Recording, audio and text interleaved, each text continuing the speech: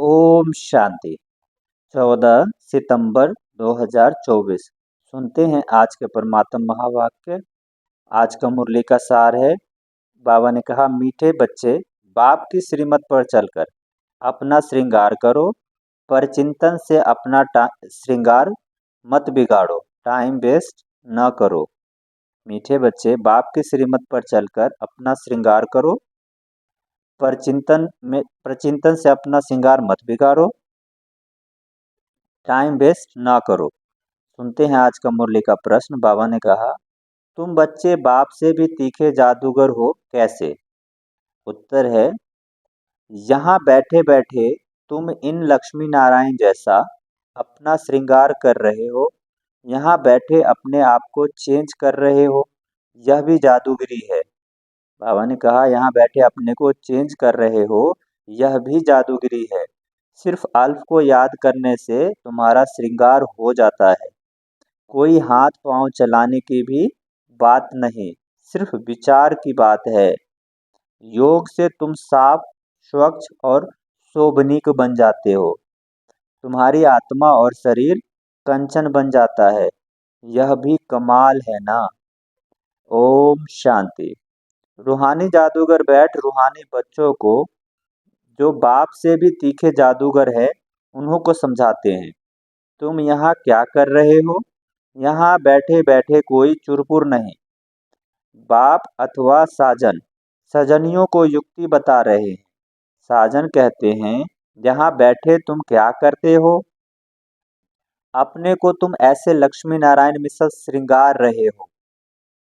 कोई समझेंगे? बाबा ने कहा, तुम लक्ष्मी नारायण जैसे श्रृंगार रहे हो, कोई समझेंगे? तुम यहाँ सब बैठे हो, फिर नंबरवार पुरुषार्थ अनुसार तो हो ही ना। बाप कहते हैं, ऐसे सिंगारे हुए बनना है। तुम्हारी एम ऑब्जेक्ट ही यह है, भविष्य अमरपुरी के लिए। जहाँ बैठे हुए तुम क्या कर रहे हो? पैराडाइज के श्रृंगार के लिए पुरुषार्थ कर रहे हो। इसको क्या कहें? यहाँ बैठे यहाँ बैठे हुए अपने को चेंज कर रहे हो। उठते बैठते चलते बाप ने एक मनमना भव की चाबी दी है। बस एक के सिवाय किसी और को भी फालतू बातें सुन सुनाकर टाइम वेस्ट मत करो। तुम अपने ही श्रृंगार में लगे रहो। बाबा ने कहा, किसी के साथ फालतू बातों में टाइम वेस्ट मत करो। तुम अपना ही श्रृंगार में लगे रहो। दूसरा करता है व नहीं, इसमें तुम्हारा क्या जाता है? तुम अपने पुरुषार्थ में रहो। कितनी समझ की बातें हैं। कोई नया सुनेगा तो जरूर वंडर खाएगा। तुम्हारे में कोई तो अपना श्रृंगार कर रहे हैं, कोई तो और ही बिगाड़ रहे हैं। पर चिंतन आदि में टाइम वेस्ट करते हैं। क्यों, कैसे बिगाड़ रहे हैं? बाबा ने कहा, क्योंकि परचिंतन आदि में टाइम वेस्ट करते हैं। बाप बच्चों को समझाते हैं, तुम सिर्फ अपने को देखो कि हम क्या कर रहे हैं। बहुत छोटी युक्ति बताई है, बस एक ही अक्षर है। कौन सा अक्षर है? बाबा ने कहा, मन मना भाव। तुम यहाँ बैठे हो, परंतु बुद्धि में है कि सारी सृष्टि का चक्र कैसे फिरता है। अभी फिर से हम विश्व का श्रृंगार कर रहे हैं। तुम कितने पद्मा पदम भाग्यशाली हो। जहाँ बैठे बैठे तुम कितना कार्य करते हो। कोई हाथ पांव तो चलाने की बात ही नहीं है, सिर्फ विचार की बात है। तुम कहेंगे, हम यहाँ बैठे ऊंच से ऊंच विश्व का श्रृंगार कर रहे हैं। मन बना भव का मंत्र कितना ऊंच है। इस योग से ही तुम्हारे पाप भस्म होंगे और तुम साफ बनते बनते, बाबा ने कहा, इस योग बल से ही तुम्हारे पाप भस्म होते जाएंगे और तुम साफ बनते बनते फिर कितने शोभनीक हो जाएंगे। अभी आत्मा पतित है तो शरीर की भी हालत देखो क्या हो गई है।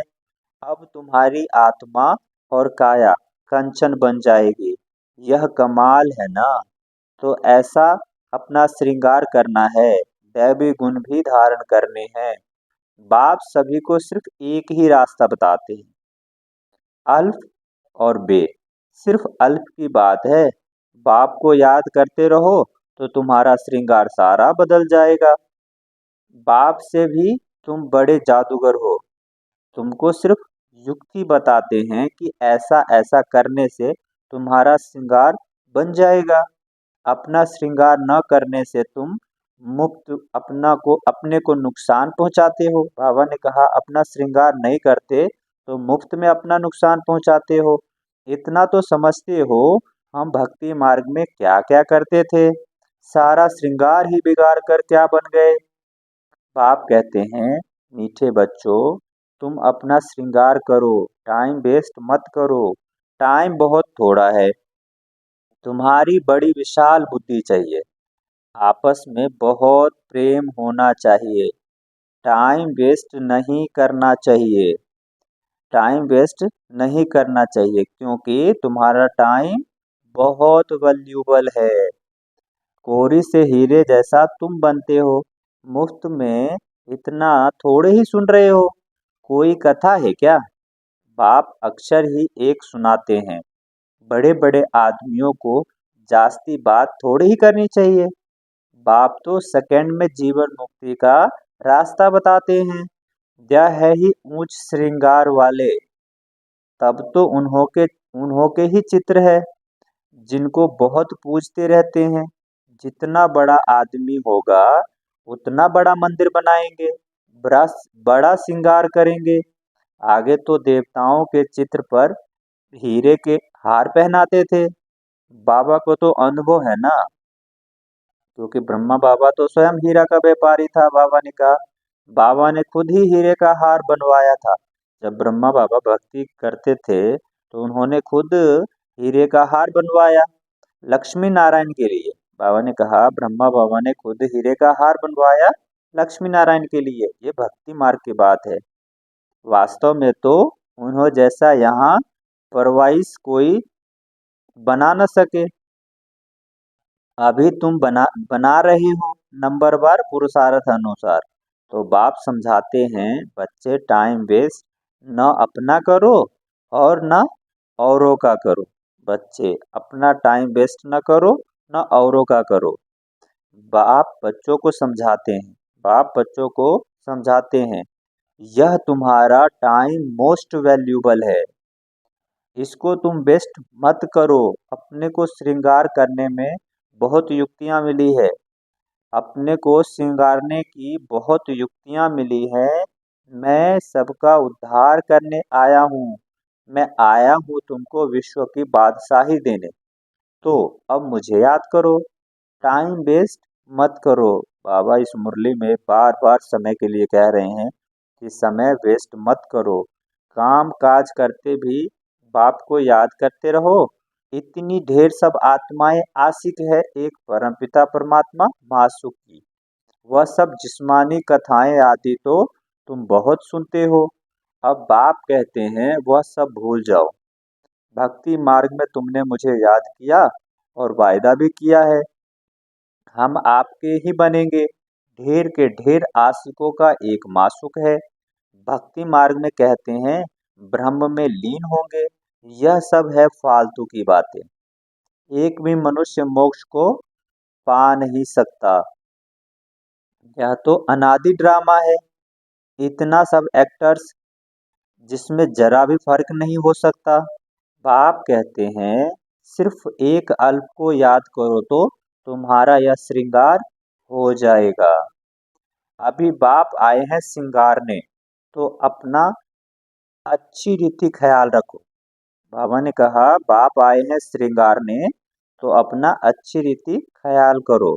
भूलो मत, माया भुला देती है। फिर टाइम बहुत वेस्ट करते हैं। तुम्हारा तो यह बहुत वैल्यूबल टाइम है।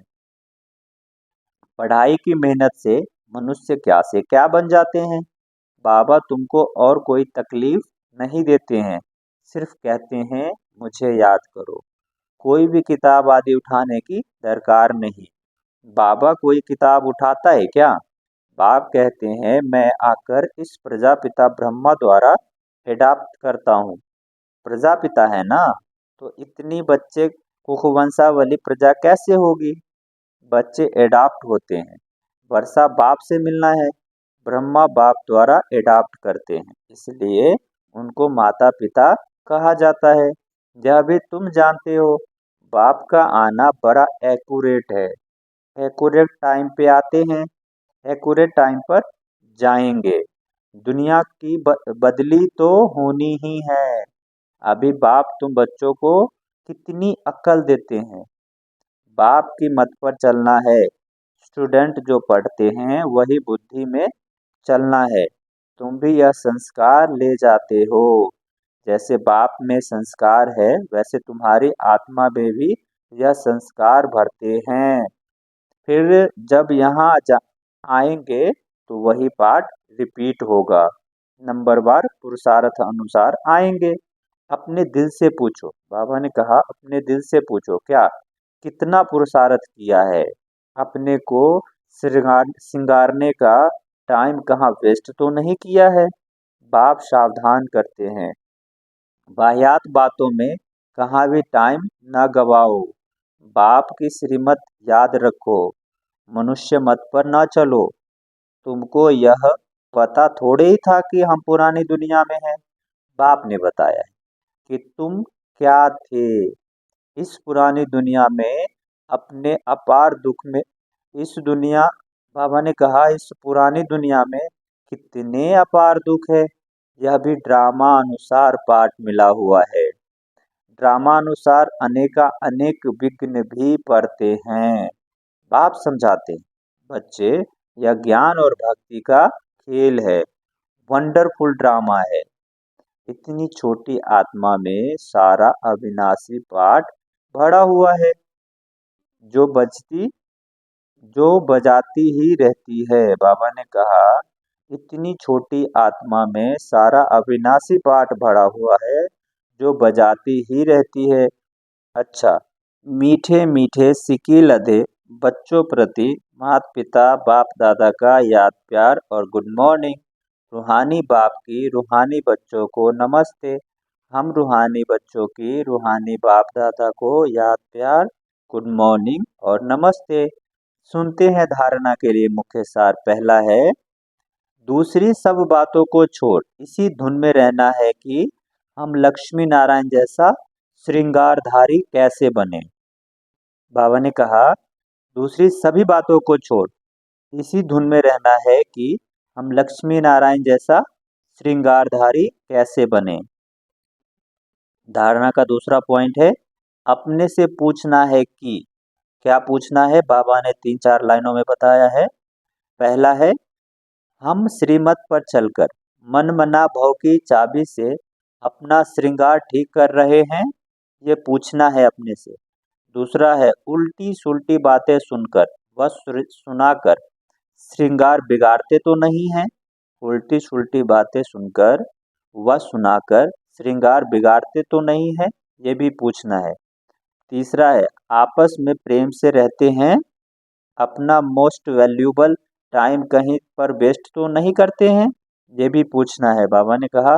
और लास्ट चौथा है, दैवी स्वभाव धारण किया है, ये भी पूछना है। सुनते हैं आज का मुरली का वरदान। बाबा ने कहा, व्यर्थ संकल्पों के कारण को जानकर उन्हें समाप्त करने वाले समाधान स्वरूप भव। व्यर्थ संकल्पों के कारणों को जानकर उन्हें समाप्त करने वाले समाधान स्वरूप भव। सुनते हैं इसका विस्तार। बाबा ने कहा, व्यर्थ संकल्प उत्पन्न होने के दो मुख्य कारण है। बाबा ने बताया व्यर्थ संकल्प आने के दो मुख्य कारण। पहला है अभिमान और दूसरा है अपमान। मेरे को कम क्यों। बाबा ने बताया इसका विस्तार। मेरे को कम क्यों, मेरा भी ये पद होना चाहिए, मेरे को भी आगे करना चाहिए। तो इसमें या तो अपना अपमान समझते हो या फिर अभिमान में आते हो। नाम में, मान में, शान में, आगे आने में, सेवा में अभिमान या अपमान महसूस करना, यही व्यर्थ संकल्पों का कारण है। इस कारण को जानकर निवारण करना ही समाधान स्वरूप बनना है। सुनते हैं आज का मुरली का स्लोगन। बाबा ने कहा, साइलेंस की शक्ति द्वारा स्वीट होम की यात्रा करना बहुत सहज है। साइलेंस की शक्ति द्वारा स्वीट होम का यात्रा करना बहुत सहज है। अगर कभी भी शांति धाम, परम धाम, शिव बाबा के पास जाना हो तो साइलेंस की शक्ति काम आती है। और जितना साइलेंस रहेंगे उतना सहज बाबा के पास आ जा सकेंगे। अच्छा, ओम शांति।